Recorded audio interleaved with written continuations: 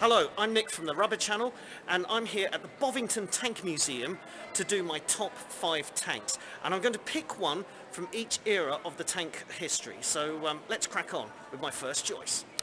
At number 5, my top pick for top World War I tank is the British Mark IV Male. Now, why I've picked the Mark IV is that this really is the mainstay of the British tank force in World War I. It's the classic World War I tank design. Now, they've made some improvements over the Mark I. The Mark I, which you can see over there, is the first tank to see action in the front lines. But what the Mark IV improved on, here you can see these shorter barrels. Now, the Mark I had longer barrels, but they kept getting snagged on the trench defences, and so they decided to shorten and make it more practical. Also, round the back here, they did away with the clumsy steering trailer that you can see right there at the back of the Mark I. It was pretty useless, so they got rid of it and made it a more streamlined fighting machine. Wasn't the best British tank of World War I, that'd be the Mark V, but this is the mainstay. This is the one that does most of the donkey work for the longest time, so that's why it is my pick for top World War I tank. Number 4 on my list is top tank for the interwar period.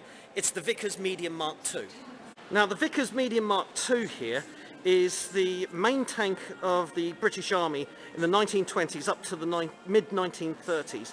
And what's great about this, if I just come back a little bit so you can see, is you've got the classic tank shape as we know it to this day. So you have the turret on the top with the main weapon, and then down there, yep, there goes one of my assistants.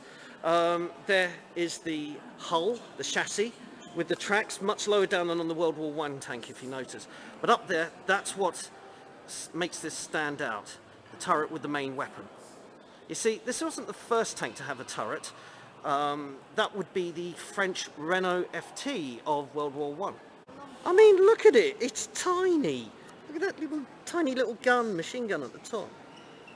But the thing about the VICKERS MEDIUM Mk II is that the British had the idea of just putting a big gun in the turret rather than a tiny little machine gun, and make the tank much bigger, more formidable.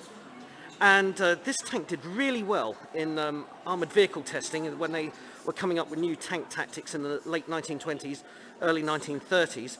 And it was found to be a very good tank indeed, very influential, which will lead me on to my next choice.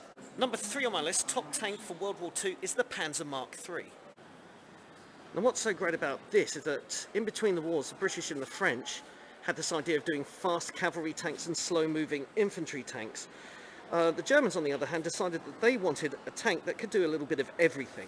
So this was a hugely influential design, the Mark III. It had a good balance between mobility, armour, firepower, and in the early part of the war, up to about 1942, this was pretty much one of the best tanks in the world. Very influential on the Sherman and T-34 that came along a little bit later. But this was really the all-rounder tank. It could do a bit of everything, and of course, once the gun became obsolete, they just used the chassis for the Stug 3 series. So yeah, that's my choice for World War II.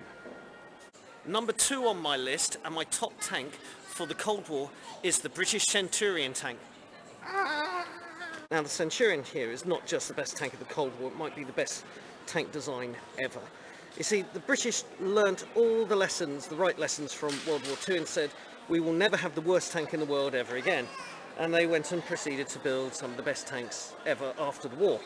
Now, the great thing about the Centurion is that it served everywhere. It was used by the British Army for about 20 years. It was also used in places like Sweden, Israel famously, Australia, and South Africa, and it could see service in the frozen Arctic and also in the jungles and the desert, making it very adaptable. Speaking of adaptability, the gun. Now, this is the Centurion with the 20-pounder. When it was first designed in 1945, it had a 17-pounder, very good gun, but they quickly realised in the late 40s it needed something bigger, so it had the 20-pounder, and then in the mid-50s they upgraded again to the famous 105mm gun, which was famously used by the Israeli army for many years. Just as a side note, one of the best features about the Centurion is that you could brew water, boil water inside the tank in a special little device. Very useful for making tea, heating up soup. You could live in this tank. And also in 1991, in the first Gulf War, it was a British armoured vehicle Royal Engineers AVRE tank, engineering tank, Centurion, that was the first to cross the border into Iraq from Kuwait. So yeah, in your face, Abrams, the Centurion got there before everybody else. And my number one choice, top tank for the modern day era, is the Challenger 2. Now, pretty much with all these modern day tanks is that they're all excellent. This is the Challenger 2, the British Army one. You've got the American Abrams tank.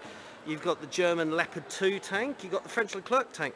And frankly, if you're in any one of those, your chances of surviving on the battlefield and inflicting lots of damage on the enemy are excellent. So we're looking for the little margins of what makes the Challenger 2 my pick, and it really is the little margins, because the armour is all comparable on those tanks, the engine mobility, protection, the electronic devices, the range finding, stabilisation, it's all pretty similar, but I'm giving the Challenger 2 the edge because of this, the gun. 120mm rifled gun. Now, the thing about those other tanks like the Leopard 2 and the Abrams is that they have a 120mm gun, but it's smoothbore. Now, they would say that gives it a more explosive impact when it hits the target. But the British, sticking to Voltaire's axiom that God is not on the side of the big battalions, but on the sides of the better shots, they decide that accuracy is more important. And I believe the Challenger 2 has the most accurate tank gun in the world. It holds the record for the longest range tank kill at just over 2 miles. And that's really why I'm giving the Challenger 2 the nod as my top number one pick, because, you know, it's about hitting the target at the end of the day. Well, I hope you enjoyed this top 5 rundown of tanks. If you've never been to the Tank Museum at Bovington, do come along. It's a fantastic day out, one of the best tank museums or military museums you'll ever see. So until next time, I'm signing off. Evening all.